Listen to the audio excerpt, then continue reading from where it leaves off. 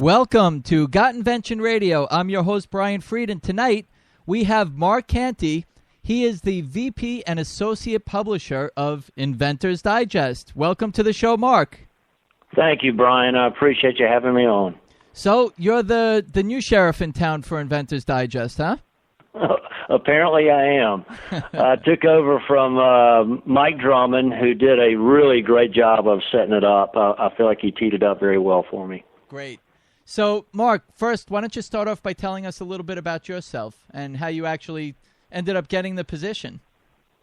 Well, it's a long story. I've been in publishing for a little over 20 years, and I've done magazines and hardcover books, specialty-type books, and I had, of course, gone out on my own to start my own publishing company right about when the market crashed. It was perfect timing.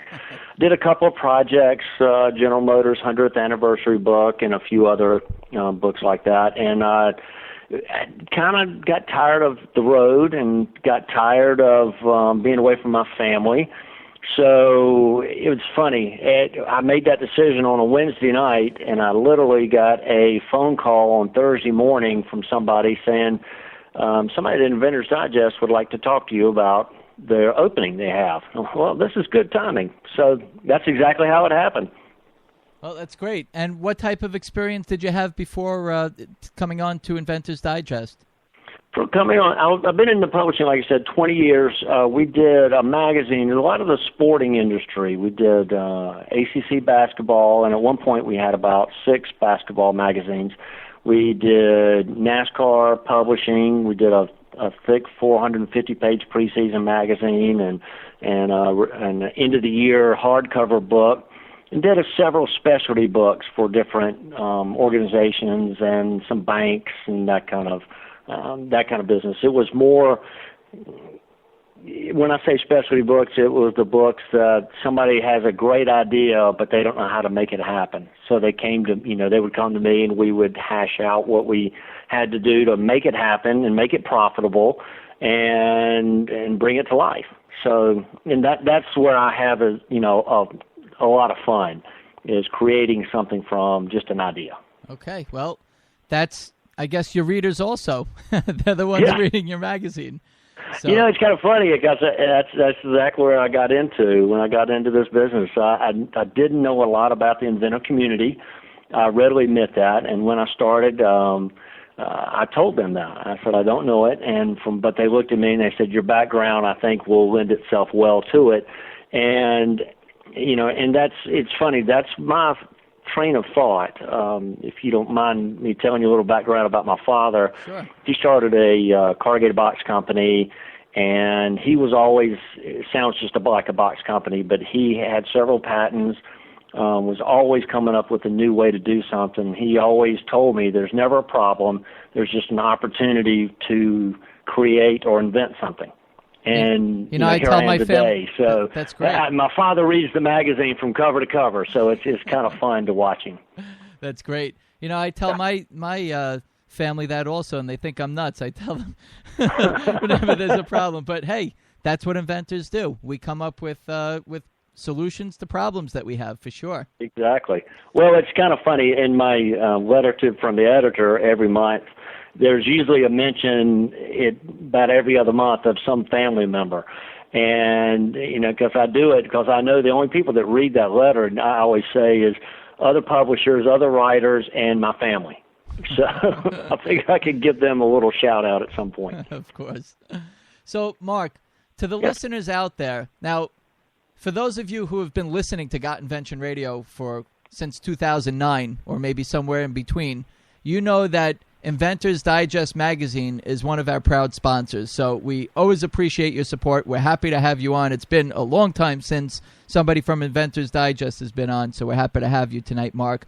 But for those of the listeners who are brand new or haven't heard when Mike Drummond was on in the past, or haven't had any experience with Inventors Digest Magazine or InventorsDigest.com, tell us a little bit about what Inventors Digest Magazine and .com is all about. Well, the magazine was started roughly 30 years ago, and in the past 8 or so years, Lewis Foreman purchased the magazine and it was scared that it was going to go away. And the magazine truly is out there for the inventor community. It's got a wide variety, from the garage inventor to the dorm inventor to the guy who's head of ideation or whatever for a top Fortune 500 company. And it's really for the whole community to educate, motivate, and keep you going. And so it's that's what our main goal is. So, and Lewis did not want that to go away, and he took kind of a back seat. He told me to take it and run it like it was my own company. So, which is really nice, and it's nice to have that leeway, and it's nice to have the morals, because if you know me personally, you'll know my morals are more than anything else. And, we try to protect and help the inventor as much as possible. Sounds good. But what exactly is in Inventors Digest? Now, is this magazine for people that already have products out in the market, starting from scratch, somewhere in the middle? What is this magazine all about? Well, like I said, it's a good point you bring up, because I don't think I hit on it very well. But it goes from the person who is a serial inventor to the person who's first-time inventor to the person who is head of the inventors, the inventor community, whatever, for a large company. So we try to give some basic articles to get you started, and then, like when the new American Invents Act came along, we had a program with the U.S. Patent and Trademark Office where they did a series of articles for about 8 months leading up to the act being fully implemented, and so we wanted to make sure everybody knew what was going on. And so that's a little bit more than that first-time inventor. But the first-time inventor, we try to tell them about packaging and about, funding, and, but you know what, I think we could do about 10 shows in a row on funding.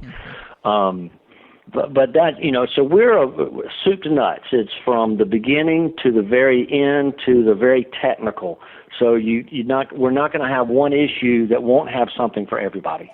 And what's nice also is I see that pretty much on a monthly basis you have inventors that you showcase as well, and you present what they've been doing, or whether it's they're successful or they're on the path to success. You seem to spotlight some inventors and what they're up to, and also talking about all the different parts of the invention process. And it seems like the people that are writing also, and I've had the opportunity to be a contributing writer, but it seems like the people who you're vetting to have as writers, contributors to your magazine, have some great information to share to the listeners and to the people who are listening to your who are reading your magazine. They do, and I tell you, we are blessed with that. And when I first started, I was asking that question. I said, what does our writing staff look like? And there wasn't much of a response. And then I started looking at it a little bit deeper and understood. I get submitted, I'd say 4 or 5 articles a week that people would like to be in the magazine. So we're, lucky enough to be able to choose certain people. Like Jack Lander is a great one. He writes for us frequently. He's got a monthly article, and it's fantastic. And you contribute. So we try to take experts in the field and let them tell about their expertise and guide the inventor. And like you said, we all. Oh, excuse me. Oh, my apologies. But we try to help, like I said, guide the inventor through the process. So, but with different people that we have writing for us, it's like again, I said yourself, but that's a great help for us. Okay. Mark, now the website. So the magazine, first off, it's the only magazine for inventors that's actually published and shipped out. So people subscribe to your magazine, and how do they do that, Mark?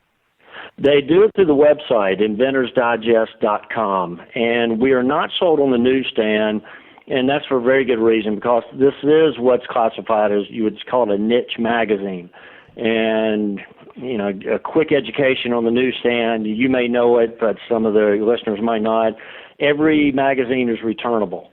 So if we try, and if you sell, and if you sell up to 40% of what you print, you're called a very successful magazine. So to try to service the inventor community, and you'll see in the magazine with advertising, we don't just take every advertiser. So we're not chock full of ads. It's not every other page. We try to limit the advertising, and that's on purpose. And that's because we'd rather give you articles than eat up ad space. Sure.